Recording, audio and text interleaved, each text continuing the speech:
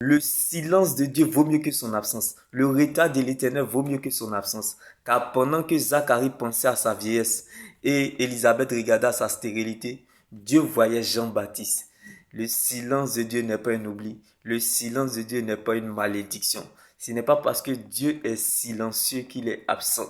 Même si la prophétie commence par le contraire de son accomplissement, sache que la parole de Dieu, c'est la seule prophétie qui n'ira jamais son but. Car c'est la seule tête solide sur laquelle nous pouvons nous tenir.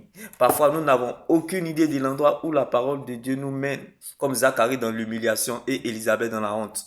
Mais nous la laissons faire. Probablement, elle connaît la route mieux que nous, comme Élisabeth qui a enfanté son Jean-Baptiste. Il dit à quelqu'un en ce jour bien-aimé, si Élisabeth voulait regarder la parole de sa stérilité, elle n'aurait pas enfanté Jean-Baptiste. Si Élisabeth voulait regarder la parole de sa honte, elle n'aurait pas enfanté Jean-Baptiste. Alors ne regarde pas à ce que tu vois, mais regarde plutôt à ce qu'il t'a dit. Car la promesse de Dieu ne ment pas. La promesse de Dieu ne pourrit pas. La promesse de Dieu ne meurt pas. La promesse de Dieu n'est pas périmée. La promesse de Dieu n'a point de date de péremption. La promesse de Dieu n'a pas d'âge, mais elle a un destinataire. C'est bel et bien toi. La promesse de Dieu est comme un message que ton esprit a capté. Et lorsque ton esprit a capté ce message, comme l'ange qui est apparu à Zacharie, la promesse te parle. Champion, lève-toi. Car la course ne s'arrête pas au milieu, mais plutôt à la fin.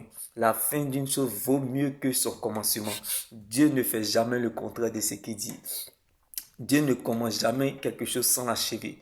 Quand il révèle un fait, il va jusqu'au bout de sa délivrance complète. Alors, quand Dieu prend le risque de te révéler certaines choses et où il t'emmène, prends aussi ce même risque de croire qu'il est capable de le faire. Car vaut mieux garder sa paix intérieure que de chercher sa raison. Vaut mieux être blessé que de mourir. L'oiseau ne se fâche jamais contre l'arbre. Il est moins grave de perdre que de se perdre. Car bien aimé, la stérile enfante. Aucun aveugle a reçu sa guérison parce qu'il a vu Jésus, mais parce qu'il a cru en Jésus. Croire va t'emmener à compter sur Dieu et à dépendre de sa parole. Et quand on compte sur Dieu et dépend de sa parole, on ne s'attend pas à la facilité, mais on se sent à l'aise dans l'épreuve. Car l'épreuve nourrit la foi nourrit Dieu. Les épreuves viennent en fonction de la foi que Dieu a déjà disposée en chacun.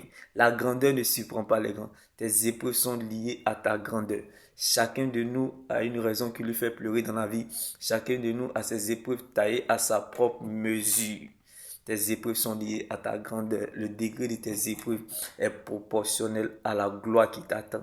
Car pendant que Zacharie pensait à sa vieillesse et Élisabeth regardait à sa stérilité, Dieu voyait Jean-Baptiste qui allait ramener, bien aimé, plusieurs gens d'Israël au Seigneur. Sache que ce qui arrive est mieux que ça. Ce qui t'attend est plus grand que ça. Tu peux tout perdre sans avoir rien perdu parce que tu demeures dans le véritable Jésus-Christ de Nazareth. La foi, c'est une mentalité. La foi apporte à la raison ce qui est inaccessible. La foi, c'est voir ce que les yeux n'ont pas encore vu. La foi, c'est minimiser le problème. La foi, bien aimé, c'est accepter ce que le cœur a reçu, qui est la parole de Dieu.